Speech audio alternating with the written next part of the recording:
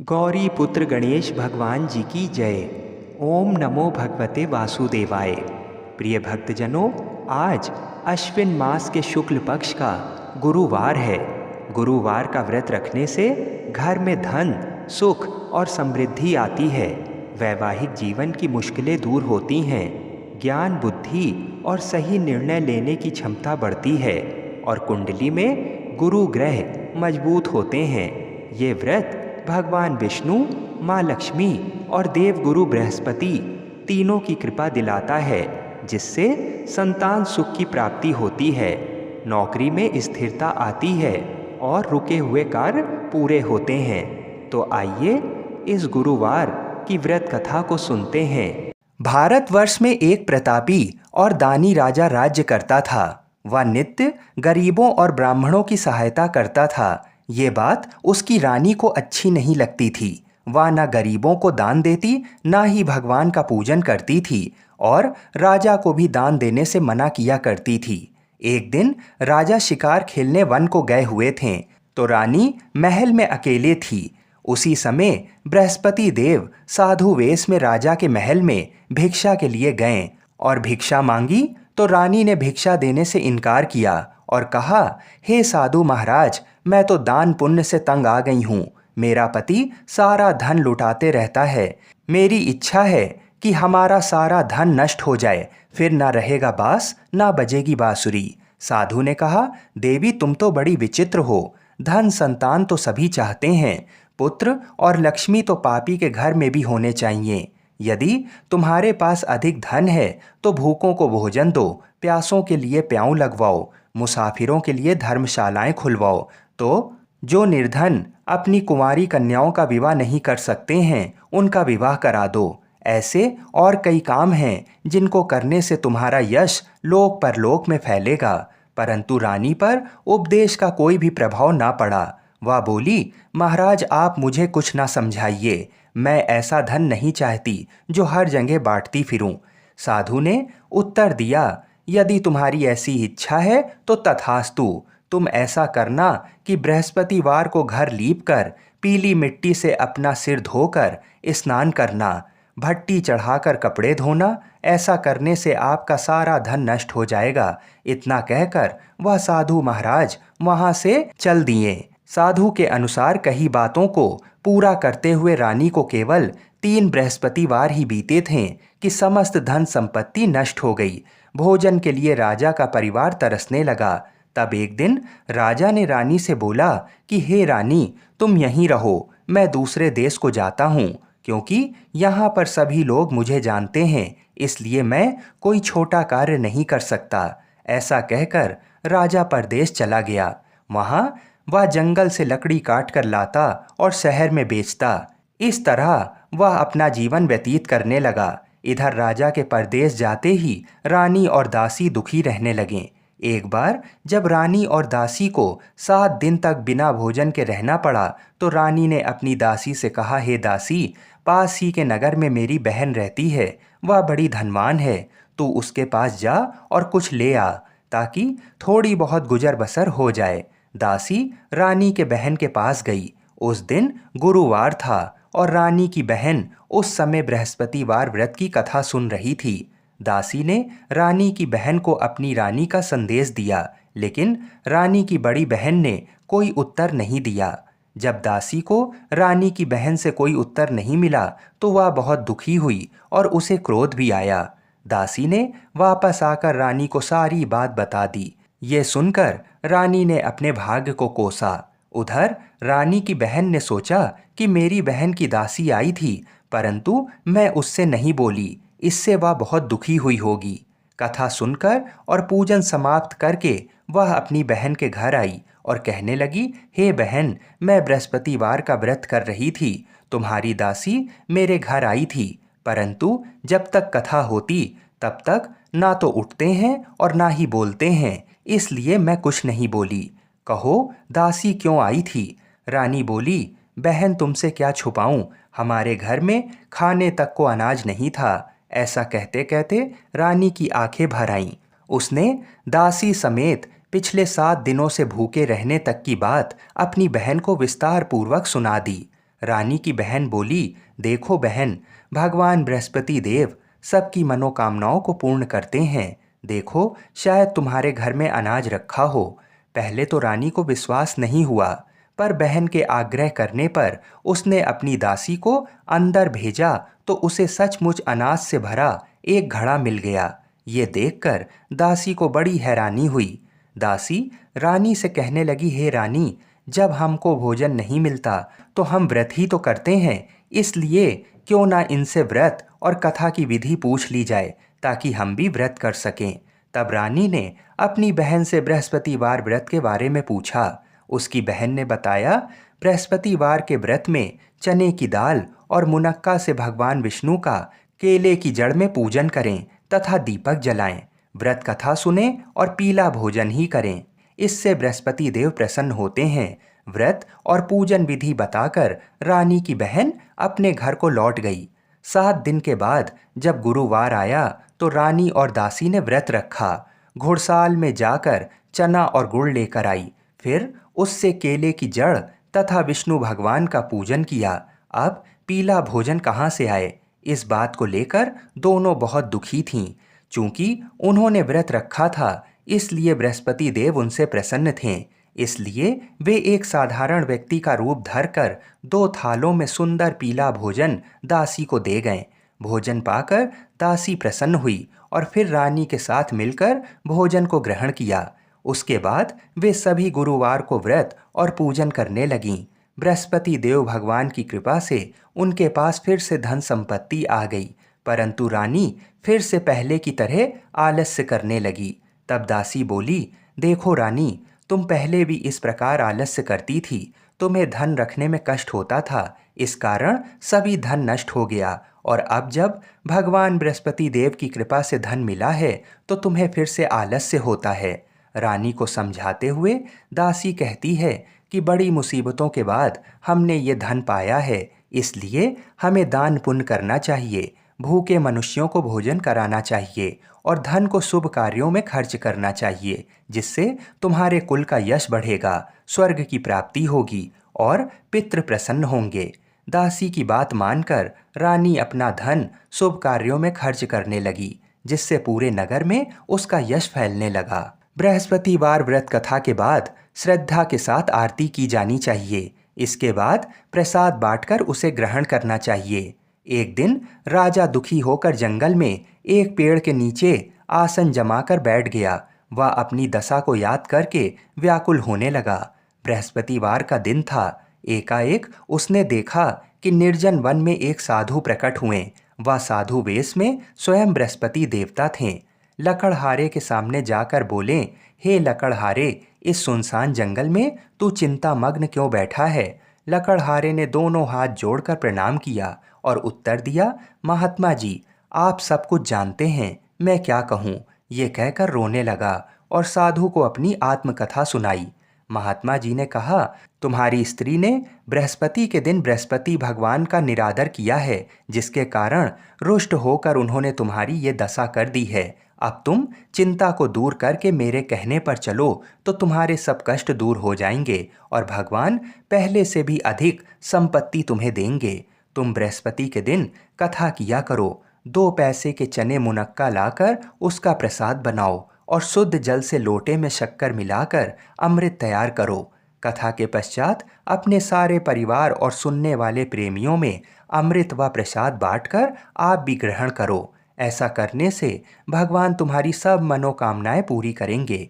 साधु के ऐसे वचन सुनकर लकड़हारा बोला, हे प्रभु, मुझे लकड़ी बेचकर इतना पैसा नहीं मिलता जिससे भोजन के उपरांत कुछ बचा सकूं। मैंने रात्रि में अपनी स्त्री को व्याकुल देखा है। मेरे पास कुछ भी नहीं जिससे मैं उसकी खबर मंगा सकूं। साधु ने कहा, हे लकड़हारे, तुम किसी बात की चिंता मत करो। बृहस्पति के दिन तुम रोजाना की तरह लकड़ियां लेकर शहर को जाओ। तुमको रोज से दुगना धन प्राप्त होगा, जिससे तुम भली भांति भोजन कर लोगे तथा बृहस्पति देव की पूजा का सामान भी आ जाएगा। इतना कहकर साधु अंतर्ध्यान हो गए। धीरे धीरे समय व्यतीत होने पर फिर वही बृहस्पतिवार का दिन आया। लकड़हारा जंगल से लकड़ी काटकर किसी शहर में बेचने गया। उसे उस दिन और दिन से अधिक पैसा मिला। राजा ने चना गुड़ आदि लाकर गुरुवार का व्रत किया। उस दिन से उसके सभी कलेश दूर हुए। परंतु जब दोबारा गुरुवार का दिन आया तो बृहस्पतिवार का व्रत करना भूल गया। इस कारण बृहस्पति भगवान नाराज हो गए। उस दिन उस नगर के राजा ने विशाल यज्ञ का आयोजन किया तथा शहर में ये घोषणा करा दी कि कोई भी मनुष्य अपने घर में भोजन ना बनावे, ना आग जलावे, समस्त जनता मेरे यहाँ भोजन करने आए। इस आज्ञा को जो नहीं मानेगा उसे फांसी की सजा दी जाएगी। इस तरह की घोषणा संपूर्ण नगर में करवा दी गई। राजा की आज्ञा अनुसार शहर के सभी लोग राजा की आज्ञा अनुसार शहर के सभी लोग भोजन करने गए, लेकिन लकड़हारा कुछ देर से पहुंचा। इसलिए राजा उसको अपने साथ घर लिवा ले गए और वहां ले जाकर भोजन करा रहे थे तो रानी की दृष्टि उस खूंटी पर पड़ी जिस पर उसका हार लटका हुआ था। वह वहां पर दिखाई नहीं दिया। रानी ने निश्चय किया कि मेरा हार इस मनुष्य ने चुरा लिया है। उसी समय सिपाहियों को बुलाकर उसको कारागार में डलवा दिया। जब लकड़हारा कारागार में पड़ गया और बहुत दुखी होकर विचार करने लगा कि ना जाने कौन से पूर्व जन्म के कर्म से मुझे ये दुख प्राप्त हुआ है, और उसी साधु को याद करने लगा जो कि जंगल में मिला था। उसी समय तत्काल बृहस्पति देव साधु के रूप में प्रकट हुए और उसकी दशा को देखकर कहने लगे, अरे मूर्ख, तूने बृहस्पति देव की कथा नहीं करी, इस कारण तुझे दुख प्राप्त हुआ है। अब चिंता मत कर, बृहस्पतिवार के दिन कारागार के दरवाजे पर 4 पैसे पड़े मिलेंगे। उनसे तू बृहस्पति देव की पूजा करना, तेरे सभी कष्ट दूर हो जाएंगे। बृहस्पति के दिन उसे 4 पैसे मिले। लकड़हारे ने कथा कही। उसी रात्रि को बृहस्पति देव ने उस नगर के राजा को स्वप्न में कहा, हे राजा, तूने जिस आदमी को कारागार में बंद कर दिया है वह निर्दोष है, वह राजा है, उसे छोड़ देना। रानी का हार उस खूंटी पर लटका है। अगर तू ऐसा नहीं करेगा तो मैं तेरे राज्य को नष्ट कर दूंगा। इस तरह रात्रि के स्वप्न को देखकर राजा प्रातःकाल उठा और खूंटी पर हार देखकर लकड़हारे को बुलाकर क्षमा मांगी तथा लकड़हारे को योग्य सुंदर वस्त्र आभूषण देकर विदा कर दिया। बृहस्पति देव की आज्ञा अनुसार लकड़हारा अपने नगर को चल दिया। राजा जब अपने नगर के निकट पहुंचा तो उसे बड़ा आश्चर्य हुआ। नगर में पहले से अधिक बाग, तालाब, कुएं तथा बहुत सी धर्मशाला, मंदिर आदि बन गए थे। राजा ने पूछा कि ये किसका बाग है और धर्मशाला किसकी है। तब नगर के सब लोग कहने लगे, ये सब रानी और बांदी के हैं। तो राजा को आश्चर्य हुआ और गुस्सा भी आया। जब रानी ने ये खबर सुनी कि राजा आ रहे हैं तो उन्होंने दासी से कहा, हे दासी, देख राजा हमको कितनी बुरी हालत में छोड़ गए थे। हमारी ऐसी हालत देखकर वह लौट ना जाएं, इसलिए तू दरवाजे पर खड़ी हो जा। आज्ञा अनुसार दासी दरवाजे पर खड़ी हो गई। राजा आए तो उन्हें अपने साथ ले गई। तब राजा ने क्रोध करके अपनी रानी से पूछा कि ये धन तुम्हें कैसे प्राप्त हुआ। तब उन्होंने कहा कि हमें ये सब धन बृहस्पति देव के इस व्रत के प्रभाव से प्राप्त हुआ है। राजा ने निश्चय किया कि 7 रोज बाद तो सभी बृहस्पति देव का पूजन करते हैं, परंतु मैं प्रतिदिन दिन में 3 बार कहानी तथा रोज व्रत किया करूँगा। अब हर समय राजा के दुपट्टे में चने की दाल बंधी रहती तथा दिन में 3 बार कहानी कहता। एक रोज राजा ने विचार किया कि चलो अपनी बहन के यहाँ हो आएं। इस तरह निश्चय कर राजा घोड़े पर सवार हो अपनी बहन के यहाँ को चला गया। मार्ग में उसने देखा कि कुछ आदमी एक मुर्दे को लेकर जा रहे हैं। उन्हें रोककर राजा कहने लगे, अरे भाइयों, मेरी बृहस्पति देव की कथा सुन लो। वे बोले, लो, हमारा तो आदमी मर गया है, इसको अपनी कथा की पड़ी है। परंतु कुछ आदमी बोले, अच्छा कहो, हम तुम्हारी कथा भी सुनेंगे। राजा ने दाल निकाली और जब कथा आधी हुई थी कि मुर्दा हिलने लगा, और जब कथा समाप्त हो गई तो राम राम करके मनुष्य उठकर खड़ा हो गया। आगे मार्ग में उसे एक किसान खेत में हल चलाता मिला। राजा ने उसे देख और उससे बोला, अरे भैया, तुम मेरी बृहस्पतिवार की कथा सुन लो। किसान बोला, जब तक मैं तेरी कथा सुनूंगा तब तक 4 हरैया खेत जोत लूंगा। जा अपनी कथा किसी और को सुनाना। इस तरह राजा आगे चलने लगा। राजा के हटते ही बैल पछाड़ खाकर गिर गए तथा किसान के पेट में बड़ी जोर का दर्द होने लगा। उस समय उसकी माँ रोटी लेकर आई। उसने जब ये देखा तो अपने पुत्र से सब हाल पूछा और बेटे ने सभी हाल कह दिया। तो बुढ़िया दौड़ी दौड़ी उस घुड़सवार के पास गई और उससे बोली कि मैं तेरी कथा सुनूंगी, तू अपनी कथा मेरे खेत पर चलकर ही कहना। राजा ने बुढ़िया के खेत में जाकर कथा कही, जिसके सुनते ही वह बैल उठ खड़े हुए तथा किसान के पेट का दर्द भी बंद हो गया। राजा अपनी बहन के घर पहुंच गया। बहन ने भाई की खूब मेहमानी की। दूसरे रोज प्रातःकाल राजा जागा तो वह देखने लगा कि सब लोग भोजन कर रहे हैं। राजा ने अपनी बहन से कहा, ऐसा कोई मनुष्य है जिसने भोजन नहीं किया हो? मेरी बृहस्पतिवार की कथा सुन ले। बहन बोली, हे भैया, ये देश ऐसा ही है कि पहले यहाँ लोग भोजन करते हैं, बाद में अन्य काम करते हैं। अगर कोई पड़ोस में हो तो देख आओ। वह ऐसा कहकर देखने चली गई, परंतु उसे कोई ऐसा व्यक्ति नहीं मिला जिसने भोजन ना किया हो। अतः वह एक कुम्हार के घर गई, जिसका लड़का बीमार था। उसे मालूम हुआ कि उनके यहाँ 3 रोज से किसी ने भोजन नहीं किया है। रानी ने अपने भाई की कथा सुनने के लिए कुम्हार से कहा और वह तैयार हो गया। राजा ने जाकर बृहस्पतिवार की कथा कही, जिसको सुनकर उसका लड़का ठीक हो गया। अब तो राजा की प्रशंसा होने लगी। एक रोज राजा ने अपनी बहन से कहा कि हे बहन, हम अपने घर को जाएंगे, तुम भी तैयार हो जाओ। राजा की बहन ने अपनी सास से कहा। सास ने कहा, हाँ चली जाओ, परंतु अपने लड़के को मत ले जाना, क्योंकि तेरे भाई की कोई औलाद नहीं है। बहन ने अपने भैया से कहा, हे भैया, मैं तो चलूंगी, पर कोई बालक नहीं आएगा। राजा बोला, जब कोई बालक नहीं चलेगा तब तुम ही क्या करोगी? बड़े दुखी मन से राजा अपने नगर को लौट आया। राजा ने अपनी रानी से कहा, हम निर्वंशी हैं, हमारा मुंह देखने का धर्म नहीं है और कुछ भोजन आदि नहीं किया। रानी बोली, हे प्रभु, बृहस्पति देव ने हमें सब कुछ दिया है, वह हमें औलाद अवश्य देंगे। उसी रात को बृहस्पति देव ने राजा से स्वप्न में कहा, हे राजा उठ, सभी सोच त्याग दे, तेरी रानी गर्भ से है। राजा को ये बात सुनकर बड़ी खुशी हुई। 9वें महीने में रानी के गर्भ से एक सुंदर पुत्र पैदा हुआ।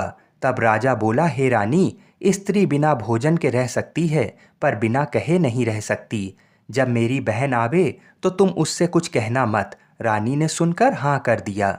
जब राजा की बहन ने ये शुभ समाचार सुना तो वह बहुत खुश हुई तथा बधाई लेकर अपने भाई के यहाँ आई। तभी रानी ने कहा, घोड़ा चढ़कर तो नहीं आई, गधा चढ़ी आई। राजा की बहन बोली, भाभी, मैं इस प्रकार ना कहती तो तुम्हें औलाद कैसे मिलती? बृहस्पति देव ऐसे ही हैं, जैसे जिसके मन में कामनाएं हैं सभी को पूर्ण करते हैं। जो सद्भावना पूर्वक बृहस्पतिवार का व्रत करता है एवं कथा पढ़ता है अथवा सुनता है, दूसरों को सुनाता है, बृहस्पति देव उसकी सभी मनोकामना पूर्ण करते हैं। भगवान बृहस्पति देव उसकी सदैव रक्षा करते हैं। संसार में जो मनुष्य सद्भावना से भगवान जी का पूजन व्रत सच्चे हृदय से करते हैं तो उनकी सभी मनोकामनाएं पूर्ण करते हैं। जैसी सच्ची भावना से रानी और राजा ने उनकी कथा का गुणगान किया तो उनकी सभी इच्छाएं बृहस्पति देव जी ने पूरी की। इसलिए पूर्ण कथा सुनने के बाद प्रसाद लेकर जाना चाहिए। हृदय से उसका मनन करते हुए जयकारा बोलना चाहिए। बोलो बृहस्पति देव की जय। बोलिए श्री लक्ष्मी नारायण भगवान की जय। बोलिए भगवान विष्णु की जय। बोलिए श्री राधा कृष्ण भगवान की जय। बोलिए श्री तुलसी शालिग्राम की जय। जय जय श्री राधे। आइए अब मनोकामनाओं को पूरी करने वाली बृहस्पति देव जी की कथा को सुनते हैं। प्राचीन काल में एक ब्राह्मण रहता था।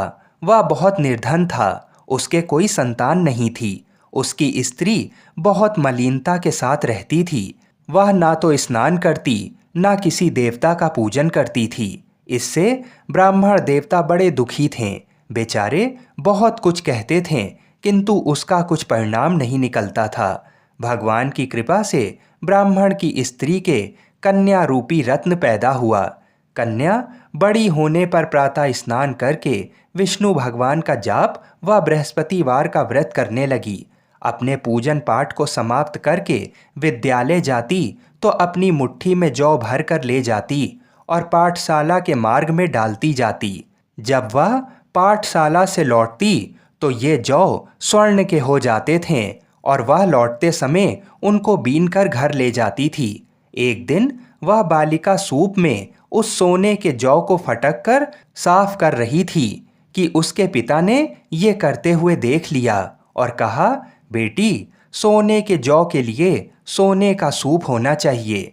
दूसरे दिन बृहस्पतिवार था। इस कन्या ने बृहस्पतिवार का व्रत रखा और बृहस्पति देव से प्रार्थना करके कहा, मैंने आपकी पूजा सच्चे मन से की हो तो मेरे लिए सोने का सूप दे दो।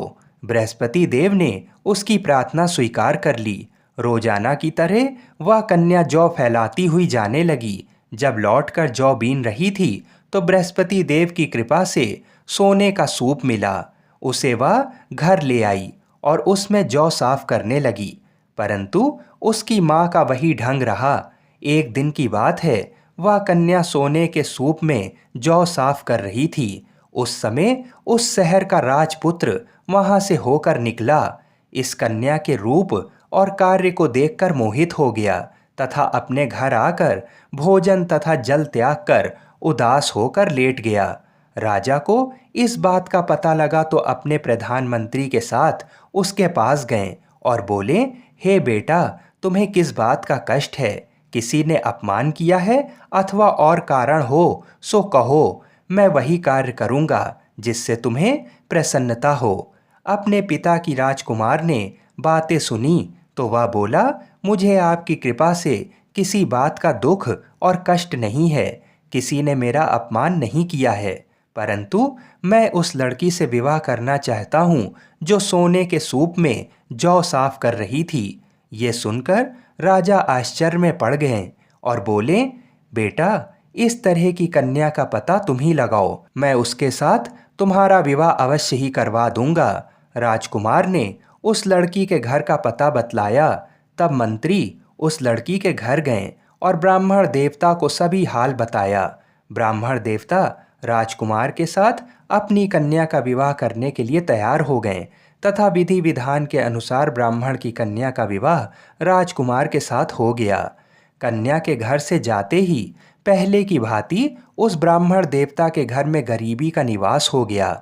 अब भोजन के लिए भी अन्न बड़ी मुश्किल से मिलता था। एक दिन दुखी होकर ब्राह्मण देवता अपनी पुत्री के पास गए। तब बेटी ने पिता की दुखी अवस्था को देखा और अपनी माँ का हाल पूछा। तब ब्राह्मण ने पूरा हाल बता दिया। कन्या ने बहुत सा धन देकर अपने पिता को अपने घर से विदा कर दिया। इस तरह ब्राह्मण का कुछ समय सुखपूर्वक व्यतीत हुआ। कुछ दिन बाद वह फिर वही हाल का हो गया। ब्राह्मण फिर अपनी कन्या के यहाँ गया और सारा हाल कहा तो लड़की बोली, हे पिताजी, आप माता को यहाँ लिवा लाओ, मैं उसे विधि बता दूंगी जिससे गरीबी दूर हो जाए। वह ब्राह्मण देवता अपनी स्त्री को साथ लेकर पहुँचे तो अपनी माँ को वह लड़की समझाने लगी, हे माँ, तुम प्रातःकाल प्रथम स्नान आदि करके विष्णु भगवान का पूजन करो तो तुम्हारी सब दरिद्रता दूर हो जाएगी। परंतु उसकी माँ ने एक भी बात नहीं मानी और प्रातःकाल उठकर अपनी पुत्री के बच्चों की जूठन को खा लिया। इससे उसकी पुत्री को भी बहुत क्रोध आया और एक रात को कोठरी से सभी सामान निकाल दिया और अपनी माँ को उसमें बंद कर दिया। प्रातःकाल उसे निकाला तथा स्नान आदि करा के पाठ करवाया तो उसकी माँ की बुद्धि ठीक हो गई और फिर प्रत्येक बृहस्पतिवार को व्रत रखने लगी। इस व्रत के प्रभाव से उसके माँ बाप बहुत ही धनवान और पुत्रवान हो गए और बृहस्पति जी के प्रभाव से इस लोक के सुख भोग कर स्वर्ग को प्राप्त हुए। आप सभी लोग बड़ी ही श्रद्धा और प्रेम से बोलिए, विष्णु भगवान की जय। हम ऐसी मंगल कामना करते हैं कि भगवान श्री लक्ष्मी नारायण जी और बृहस्पति देव जी तथा भगवान शिव और माता पार्वती हम सभी की मनोकामनाओं को अवश्य ही पूर्ण करें। हर हर महादेव।